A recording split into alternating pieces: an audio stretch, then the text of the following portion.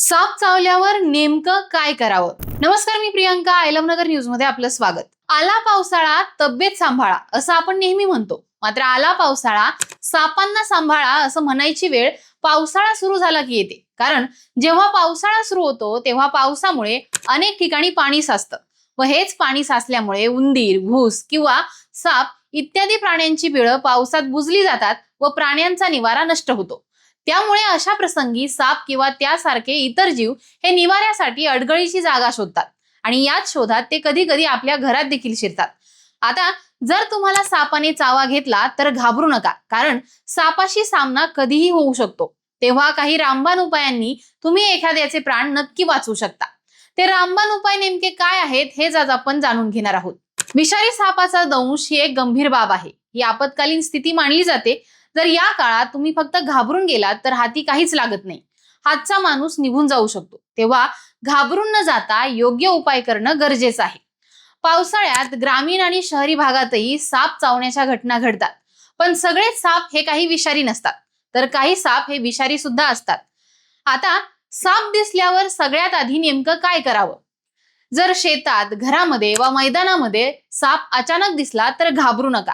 जितके शांत राहाल तितकं चांगलं. साप अचानक समोर आला तर त्याच्या जवळून पळून जाण्याचा प्रयत्न तर मूर्खपणा ठरेल. हळूहळू त्या ठिकाणाहून दूर होणं हे चांगलं आहे. सापाला त्याच्या मार्गाने जाऊ द्या. नाहक त्याला अंगावर घेण्याचं काम करू नका, कारण एखादा चपळ साप भीतीपोटी तुमच्यावर हल्ला करू शकतो. साप लगेच मनुष्यावर हल्ला करत नाही. आता सापाने चावा घेतला हे कसं ओळखावं? तज्ञांच्या मते साप चावल्यावर त्या ठिकाणी 2 छिद्रासारखी चिन्ह दिसतात. याशिवाय अत्यंत वेदना होतात. तो भाग सुजतो, लाल होतो आणि तिथे आग होते. जर साप जास्त विषारी असेल तर मग ही लक्षणं अधिक दिसू शकतात, जसे की अस्पष्ट दिसणं, अशक्तपणा जाणवणं, घशाला कोरड पडणं, गिळण्यास त्रास होणं, तोंडाला वेगळाच स्वाद येणं, उलटी होणं वा चक्कर येणं. ही लक्षणं दिसायला काही तास पण लागू शकतात. अशा वेळी सर्वात अगोदर डॉक्टरांकडे धाव घ्या.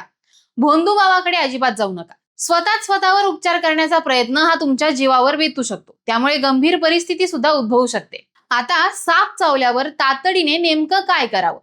तज्ञांच्या मते साप चावल्यावर जास्त चाल करणं, धावणं टाळावं. जितकं शांत राहता येईल तितकं राहावं. सुरक्षित ठिकाणी थांबा. तुम्ही बेचैन होऊन धावपळ केली तर विष हे संपूर्ण शरीरामध्ये लवकर पोहोचू शकतं.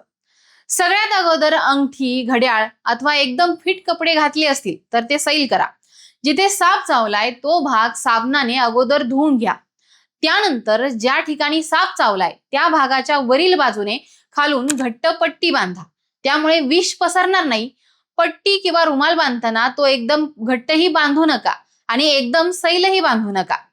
तात्काळ चांगल्या रुग्णालयामध्ये तज्ञ डॉक्टरांकडे रुग्णाला न्या. वाहनाची व्यवस्था असणं तर कधीही चांगलं. रुग्णाला मोठा श्वास घ्यायला सांगू नका. जितकं शांत राहता येईल तितकं चांगलं. आता साप चावल्यावर नेमकं काय करू नये? जिथे सापाने दंश केलाय तिथलं रक्त हे तोंडाने शोषून थुंकण्याचा प्रयत्न अजिबात करू नका. घरगुती उपाय करू नका. दारू पाजणं अथवा इतर कोणतेही जालीम उपाय करू नका. साप चावल्यावर सैरभैर धावू नका. त्यामुळे विष हे गतीने सगळीकडे पसरेल. तर अशा पद्धतीने साप चावल्यावर तुम्ही योग्य ती काळजी घेऊन कुणाचा तरी जीव वाचवू शकता आणि स्वतः सुद्धा सावध राहू शकता.